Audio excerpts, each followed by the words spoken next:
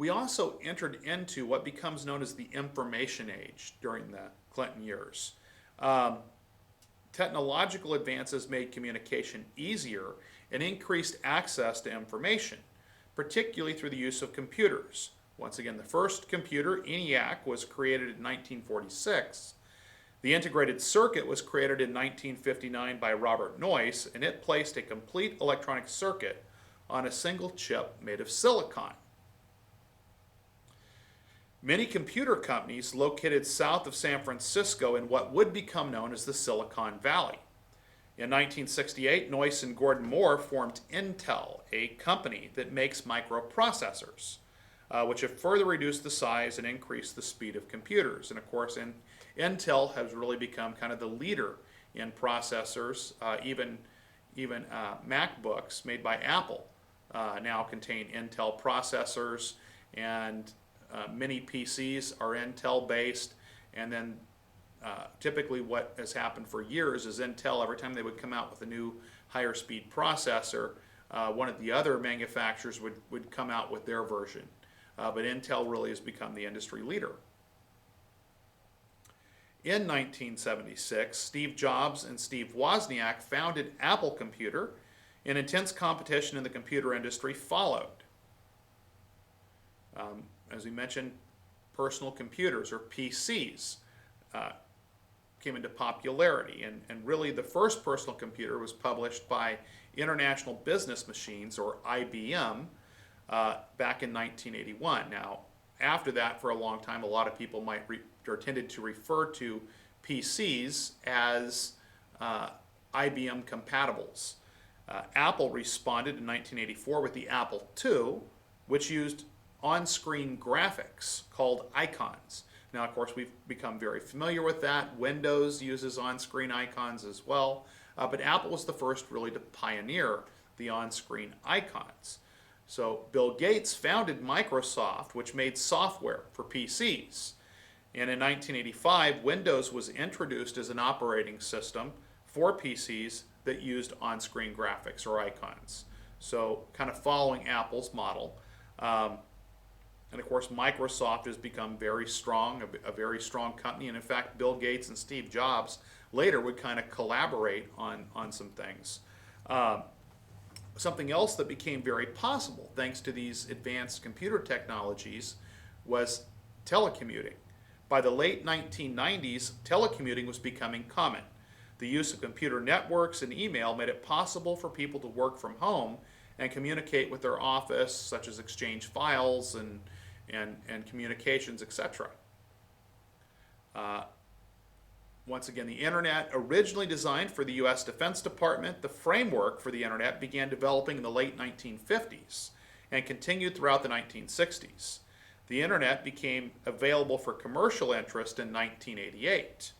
Since then, it has expanded tremendously and had an estimated 1.6 billion users in 2009. Now, of course, as I'm recording this, it's now 2014, so that was already 5 years ago. It continues to become much more used and available. Most spots in the world now are connected via the internet and can communicate in real time. Dotcoms.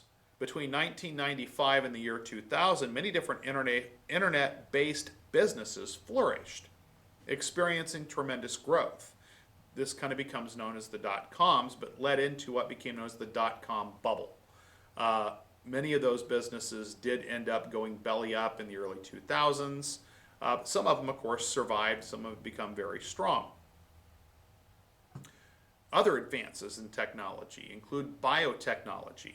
Expanded rapidly in the 1990s. This technology is being used to develop new medicines, animal growth hormones, and genetically engineered plants.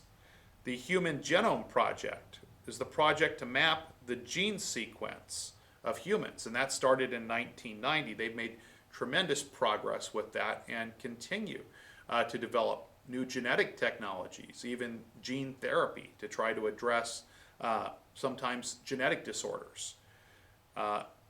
We also began to really see more and more what's become a global economy. The development of the internet during the 1990s led to the integration of the global economy. In some ways, technology has hindered the economy in the U.S. as we've shifted now more into the service sector, which means we have less manufacturing jobs, but more jobs provided in the service sector, which is hard to export. In the new global economy, the U.S. is experiencing trade deficits, meaning that we are importing more than we are exporting. And of course, that ties into the fact that we're now part of the service sector for the most part. Service jobs are hard to export. For example, someone that provides a service for you, we can't really provide that service usually over long distances. Something like a service like janitorial work, for example.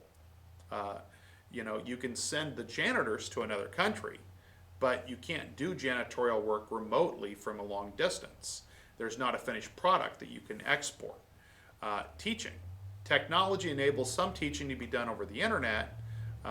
For example, you're watching this video on the internet, but teaching can be done face-to-face, and you cannot export a face-to-face teaching experience to another country. Many things in the service sector really work that way. However, with actual physically manufactured products, those can be manufactured here and exported to other countries. But we've moved away from that, and so now we're importing a lot of goods that are manufactured elsewhere while not being able to export the services that are produced here. And that's helped add to this trade imbalance that we have. Another issue that the world looks at right now is free trade. The current trend in the world is moving more towards free trade. The European Union includes most European countries and promotes free trade and a common currency, the euro. NAFTA, or the North American Free Trade Agreement, was signed in 1994, and that's a trade agreement that was developed to promote free trade amongst the United States, Canada, and Mexico. The World Trade Organization promotes free trade, administers trade agreements, and settles trade disputes. American supporters of the WTO say that consumers will benefit from lower prices, while critics say that it gives too much power to the poorer nations. China. China has had an increasing role in international trade. Clinton negotiated a new trade agreement with China in October of 2000 despite much opposition. China also currently owns much of our national debt. Other global issues: terrorism, nuclear proliferation or the spread of nuclear weapons, and global warming. These all remain really hot button issues. And related to global warming, in 1997, an international meeting was held in Kyoto, Japan, to discuss the reduction of greenhouse gases. 38 nations signed the Kyoto Protocol, including the United States, but the U.S. withdrew from the treaty in 2001, fearing it would hurt the American economy.